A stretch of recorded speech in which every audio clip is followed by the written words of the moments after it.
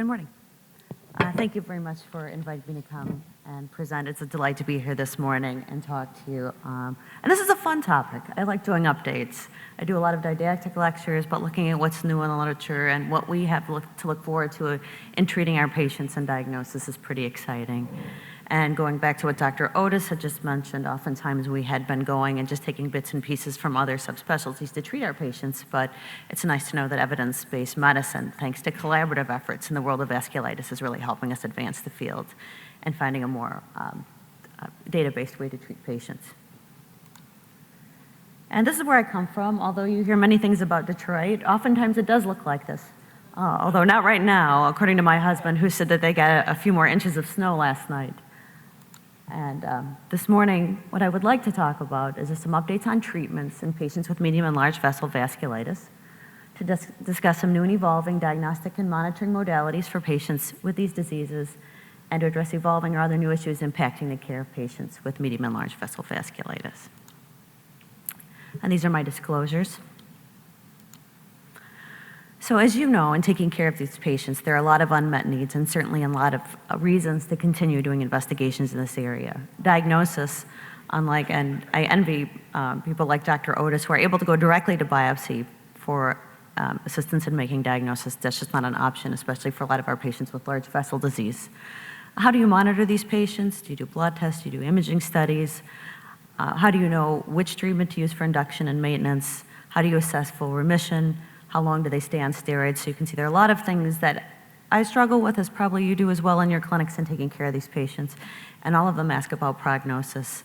And hopefully as we continue to progress in research in this area, we'll be able to tell patients more evidence-based things rather than clinical gestalt, which we do right now. So I'm going to touch on this morning briefly primary CNS vasculitis. There was one publication that came out recently that I thought was worth touching on, a little bit about PAN, giant cell arteritis and Takayama arteritis. And in the spirit of updates, I tried to adhere to publications that came out mainly in the last 6 months to make sure this is an update. There are even a few in the last weeks I was able to include this week that had come out recently. So primary CNS vasculitis. A lot of calls when we're in the consult center and the hospital, probably for you as well. And I think one thing that hasn't changed between all the centers I've worked at, whether it was Cleveland, Pittsburgh, or Detroit here, is that phone call from the neurologist or the inpatient team said, this patient had an MRI, the radiologist said they have CNS vasculitis, so when are you going to give them Cytoxan? And I imagine these investigators had the same thoughts. So they took 128 patients who underwent biopsy, which is really as close to a gold standard for diagnosis with this condition as you can get. And they looked at secondary outcomes outside of the biopsy findings. Biopsy was concordant with other commonly performed studies, including MRI, CSF findings, and looking at things peripherally like SED rate and CRP that we oftentimes monitor in these patients, trying to find a way to monitor their activity. And in this study, 98 of the 128 patients did undergo angiography. Only 5 out of 34 patients who had a positive biopsy also had positive angiography. So you can see the correlation between the two is fairly poor. And positive angiography was not strongly correlated with a positive biopsy. The only test that seemed to be consistently associated with biopsy-proven primary CNS vasculitis was an elevated white blood cell count in the CSF. So this was not exactly data that I was excited to hear about. Oftentimes I felt better looking at patients who had normal angiography, normal MRI studies, but this just indicates that we have to be very, very diligent about investigating these patients. The negative angiographic study does not definitively exclude the diagnosis, and as Dr. Otis alluded to in his myositis patients, in these patients, biopsy oftentimes, although not often wanted by patients, is really the best means of conclusively establishing this diagnosis. And then moving on to polyarteritis nodosa. As for many of the vasculitides, there remains a search for biomarkers for disease. Help in identifying patients who have vasculitis, monitoring disease activity, assessing when they're in remission. And up till now, I think it's been more or less of a fishing expedition. We look at likely candidates, we look at cytokines, we look at inflammatory markers, hoping to find one that's an answer. More likely than not, eventually there'll be a panel of markers, but nonetheless, these investigators studied LAMP2, or lysosomal-associated protein 2, as a biomarker for vasculitis. And LAMP2 is associated in autophagocytotic processes, lysosomal fusion, and the thought of this possibly being associated with self-protein exposure and autoantibody formation and subsequent vasculitis was the rationale. Right now, this protein is associated most often in oncology with metastatic tumor progression. There's not a lot of data in the rheumatology world yet on this. But they took 39 patients who had vasculitis, either ANCA-associated vasculitis or polyarteritis nodosa. They took serum from 78 healthy controls, and they measured LAMP2 levels. And they found that in this cohort, all vasculitis patients did have significantly higher LAMP levels. Patients with active disease had further increase in these LAMP2 levels. Kidney disease patients who had some renal dysfunction also had elevated levels. LAMP2 levels did correlate with BVAS, CRP, serum creatinine, 24-hour proteinuria, and for some reason were the highest in the polyarteritis nodosa patients. So in looking at this data, we could say that LAMP2 levels appear to correlate with active vasculitis and are higher, at least in this cohort of PAN patients. But my question would be, at least in looking at this data, is what the specificity is based on what's been published. And this, I'm not sure that this is any better yet than CRP or SED rate. And I think ultimately we will be looking at more than one biomarker if we are ever able to establish successful biomarkers for monitoring and diagnosis.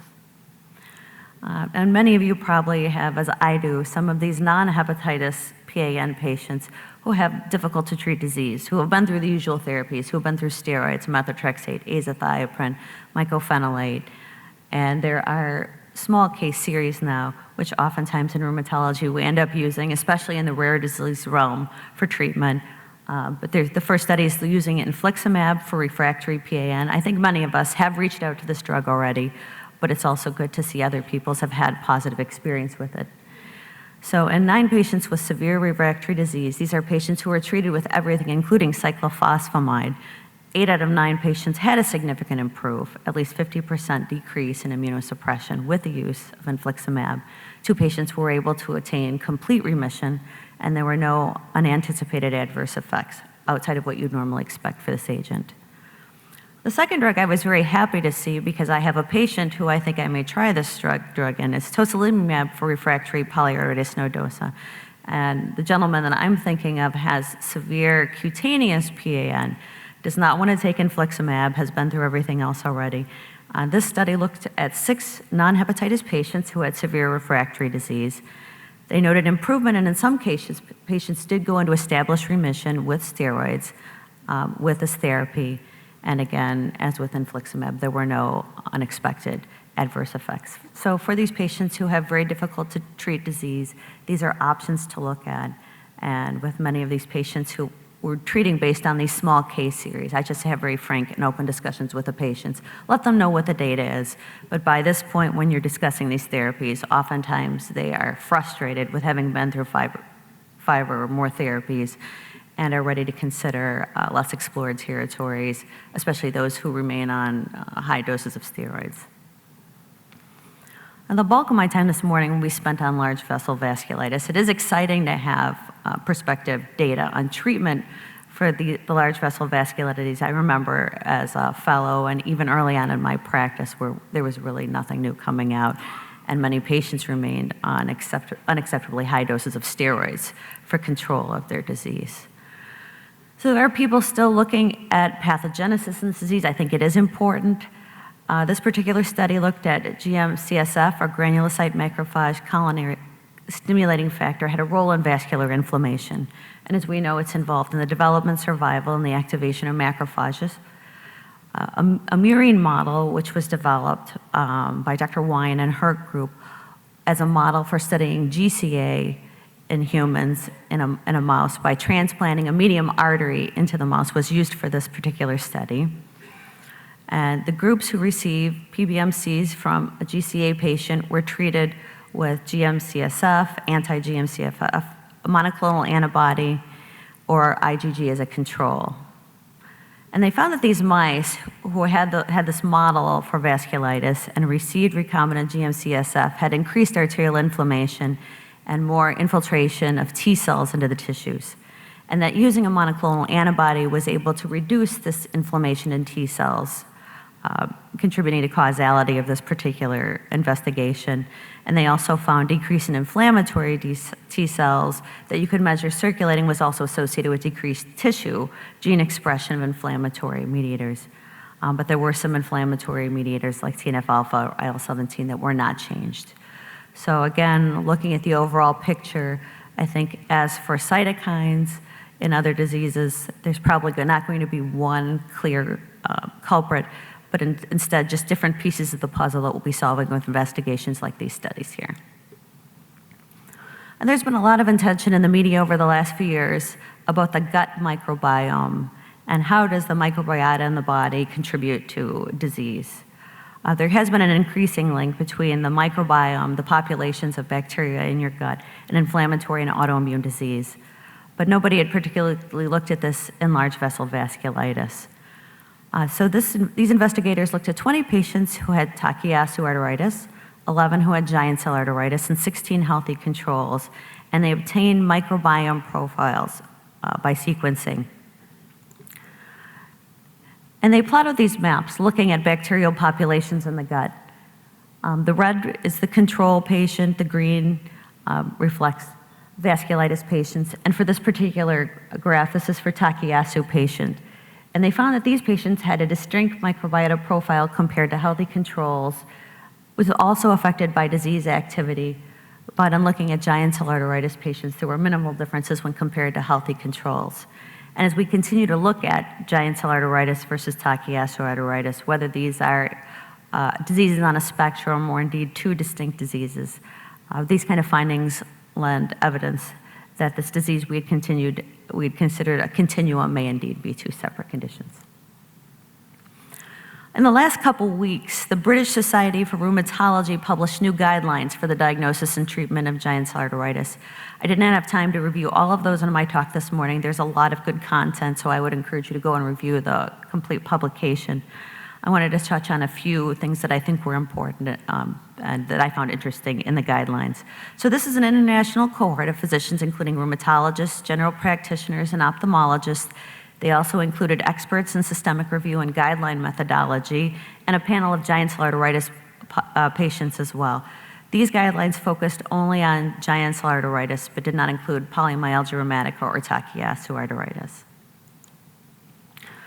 So in the recommendations for initial investigations, this should all look very familiar to us in the room. Checking inflammatory markers, complete blood count, SPEP, UPEP, and light chains for underlying neoplastic disease. Thinking about the elderly patient you see with very, very high SED rates and constitutional symptoms. Also some other baseline laboratories. Very vague recommendation about screening for infection risk. Do many of you in here screen for underlying chronic infections before starting steroids for giant cell arteritis? So, not very many, no, okay.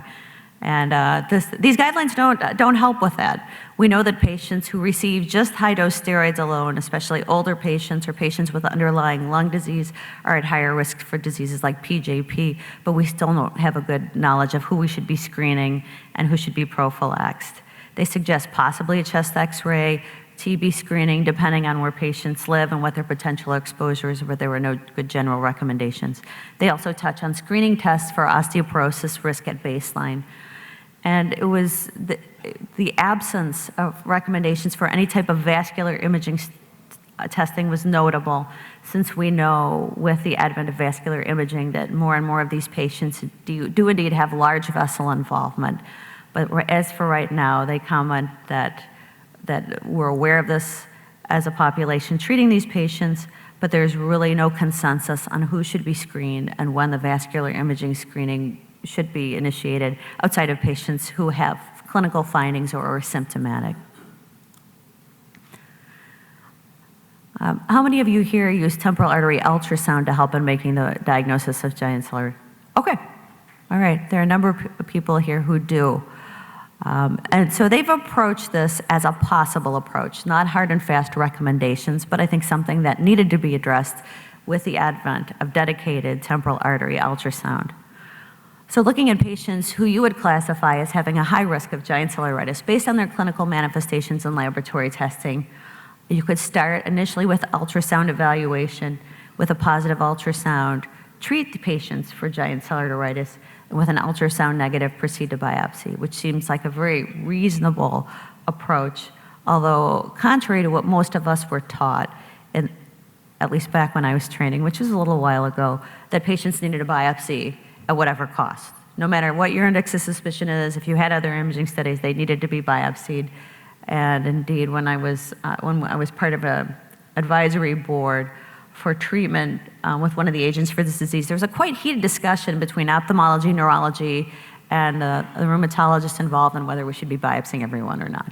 And a lack of consensus there after that was all was said and done too. And you can see going on to the medium risk groups, patients from the first group who had an equivocal ultrasound, you would want to go on to temporal artery biopsy and again stratify.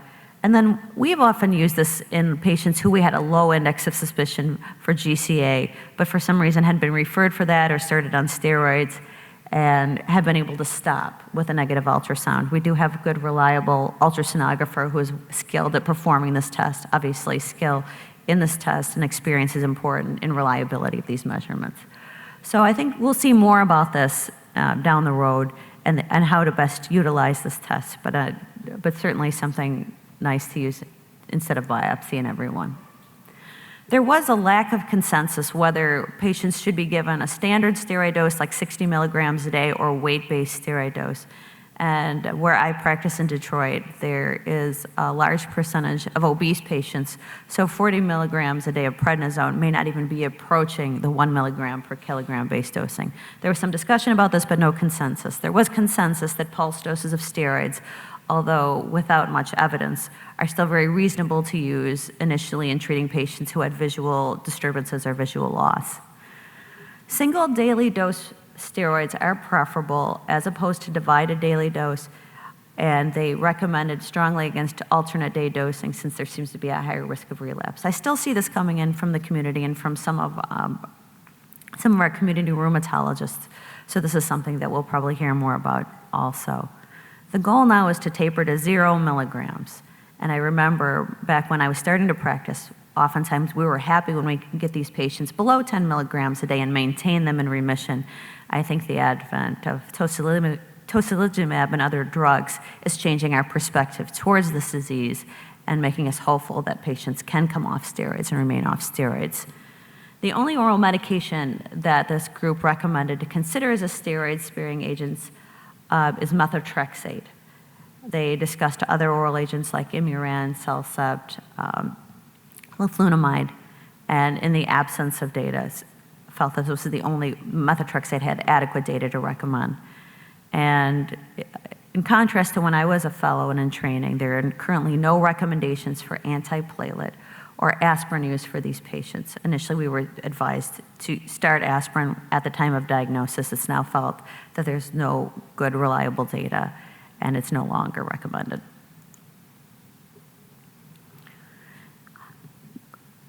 Looking at diagnosis again, and evaluating these patients, and the patients who I think of when I see this study are the patients who are around age 50, who have large vessel disease. And the question comes up, especially when you're talking about management beyond steroids, do you think this patient is an older patient with Takayasu or a younger patient with giant cell arteritis? And there's been a lot of attention over the last few years, a lot of comparative studies looking at a number of different facets of disease. This actually looked at FDG PET imaging of the large vessels to compare 56 Takayasu patients and 54 giant cell arteritis patients in addition to clinical and laboratory evaluations, trying to make the distinction if you can identify disease by these particular findings.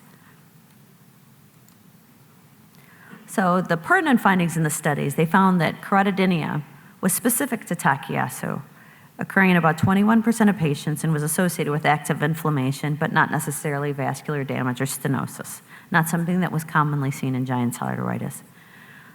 Posterior headache was similar in both groups, and this was something we found in our Cleveland Clinic series as well, that headaches in Takayasu are fairly frequently seen.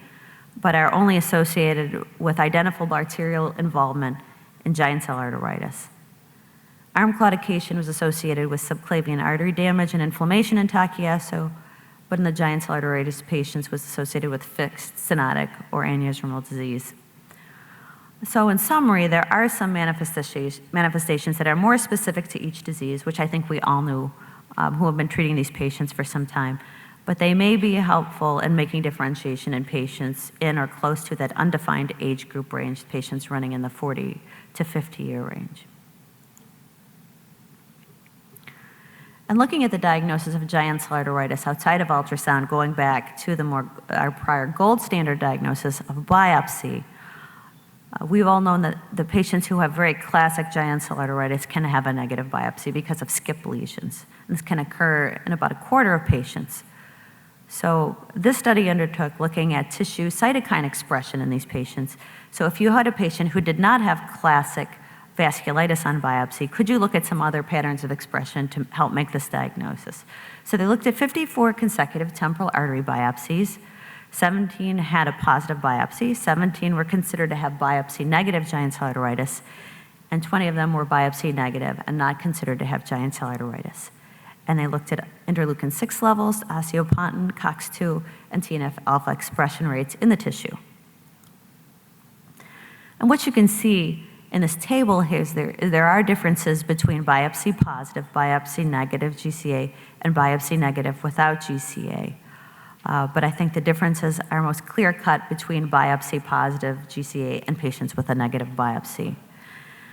I think eventually tissue cytokine expression, when better refined, perhaps using other biomarkers, may be able to help identify biopsy-negative GCA patients, or perhaps a larger study. But you can see the differences between biopsy-negative GCA and biopsy-negative without GCA are small. And looking at the ultrasound, now that many of us are using ultrasound in evaluation of these patients, can we get a false positive in doing a temporal artery ultrasound? Especially if we're not going to go on and do the biopsy and we are going to treat these patients with steroids and other immunosuppressive agents. This is something I think important to know. So this is an observational retrospective study of 305 patients who had a positive ultrasound with a clinical presentation that was consistent with giant cell arteritis. So this would be somebody that you see in your clinic, you obtain the ultrasound, it's positive, and then you go on to treat as giant cell arteritis. These patients were followed for 1 year after the ultrasound for diagnostic purposes. And in this cohort, 14 cases, or almost 5% of these cases, were considered false positive. But I think in looking at what they consider false positive, I might play devil's advocate here and comment on just a couple things here. Looking at number 4, number 7, number 11, polymyalgia rheumatica patients who have a positive temporal artery ultrasound, you might argue, could be developing early GCA. And with the skip lesions on biopsy, you may just not have captured that on biopsy. Patients with infectious conditions can have a secondary vasculitis. Certainly, we've seen diffuse arteritis in patients with disseminated syphilis, and certainly patients who have malignancy, like their T-cell lymphoma patient, could also have a secondary vasculitis.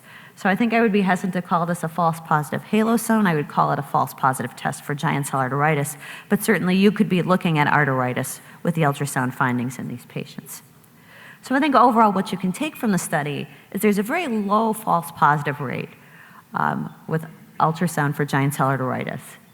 And also, just a reminder, similar to temporal artery biopsy, other vasculitides or other inflammatory conditions can cause a positive finding on your temporal artery ultrasound that may not be giant cell arteritis.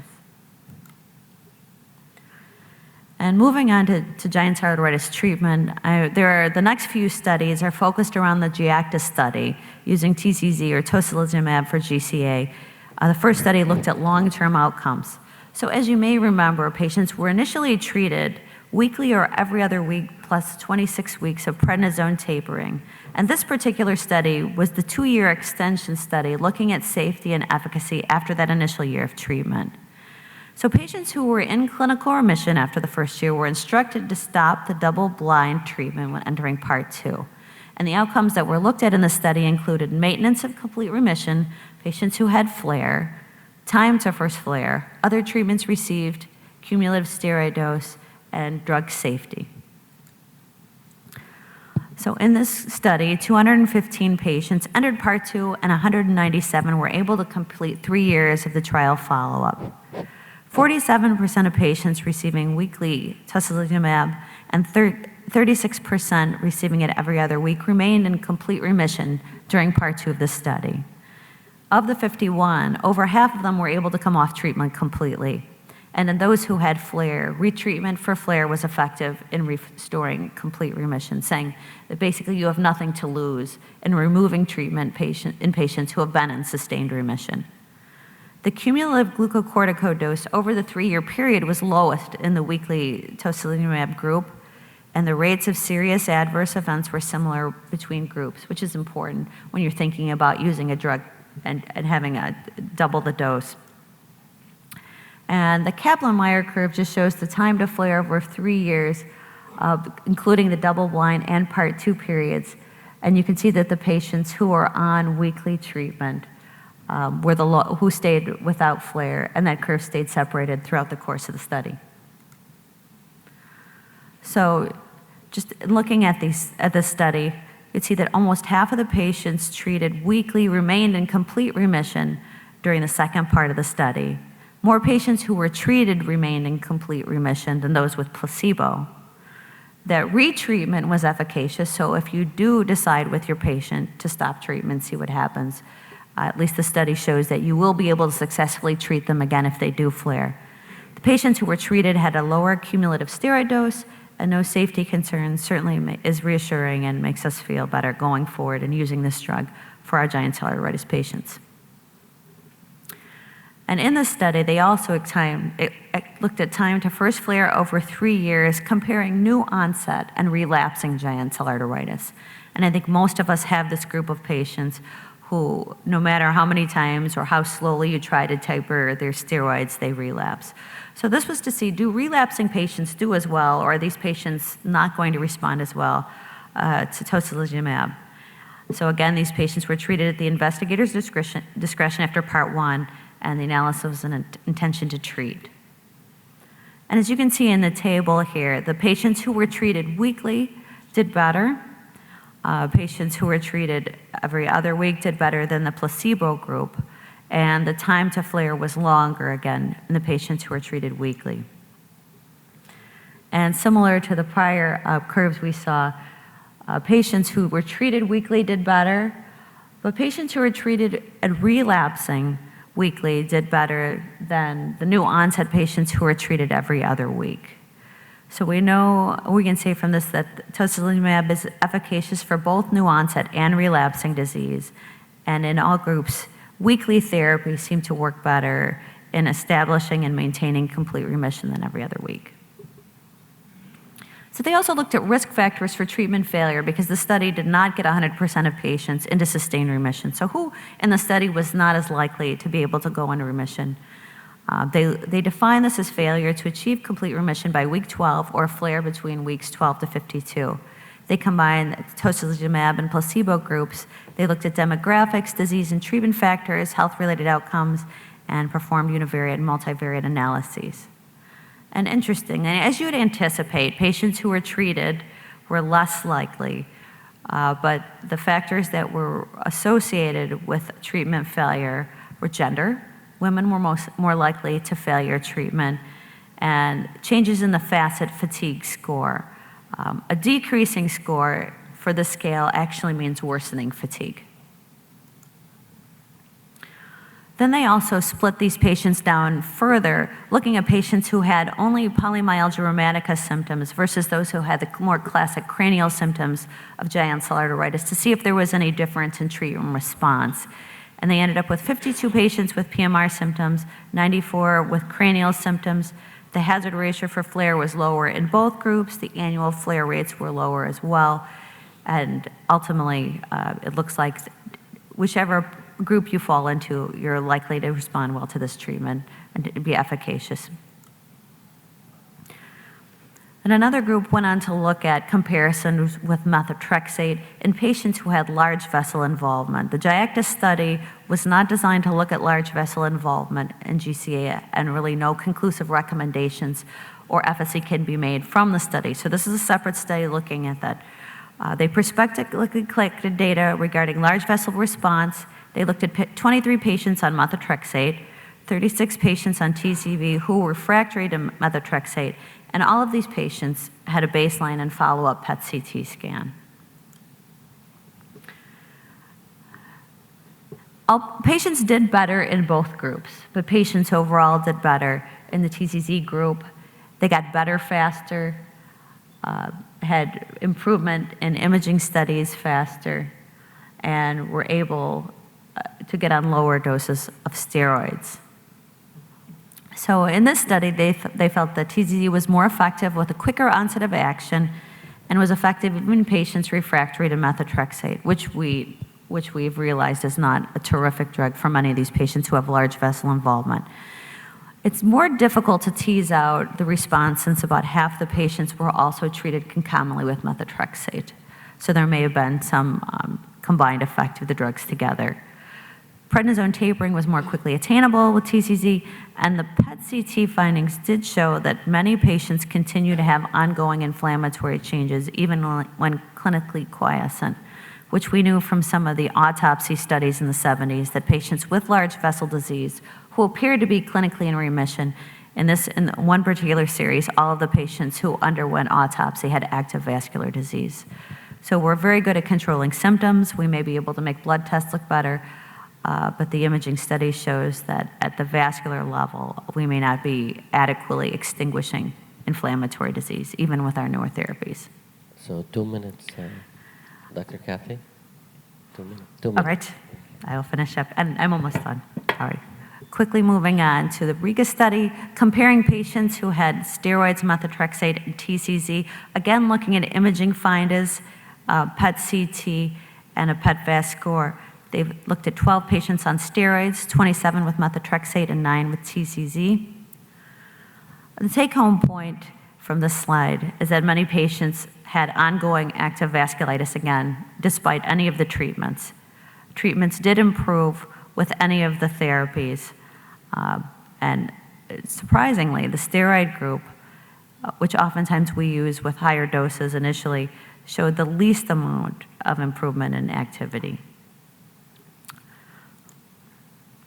And then just a quick mention of a negative trial. This was a short pilot study of ustekinumab for the treatment of giant cell arteritis, single center, open label for patients who had new or relapsing GCA, looking at a 6-month pre-specified prednisone taper and looking for prednisone-free remission.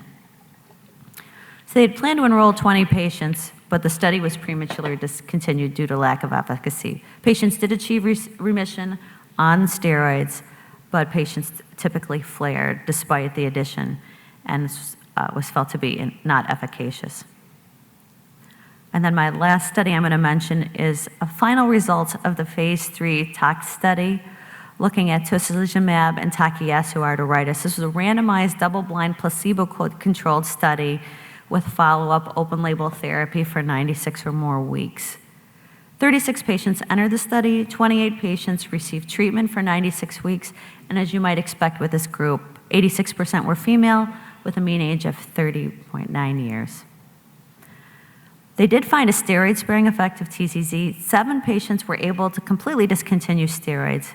The SF-36 scores improved, except for the physical functioning domain. They otherwise were consistently improved in the patients treated. Worsening disease by imaging criteria was seen in 4 of 28 patients, but only 1 of these met flare criteria. There were 18 relapses in 14 patients, unfortunately rather typical for this disease. And I think for me, the highlight here, or at least the remarkable part, was almost 90% of patients during the course of the study suffered some type of infection, and about a quarter of them had serious adverse events. So certainly we need drugs for this disease, steroid-sparing agents, but this would lead me to be cautious and monitor these patients very closely.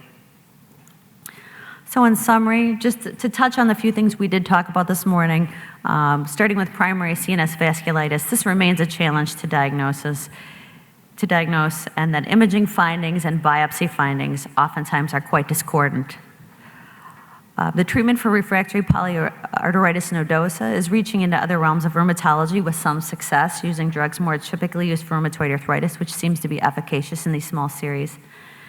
Diagnosis and monitoring of giant cell arteritis using current modalities remains fraught with potential error and continues to mandate a comprehensive and thoughtful approach. This really is a good internal medicine disease when you know that biopsies are not 100% reliable, and now we can see that ultrasounds are not as well. TCZ is efficacious for a variety of GCA patients, and at least the one take-home point should be that weekly dosing appears to be superior for all the groups that were studied. Overall, many unmet needs remain for caring for patients with vasculitis, but at least now in this age, we're making some headway in more thoughtful and evidence-based approaches. Thank you.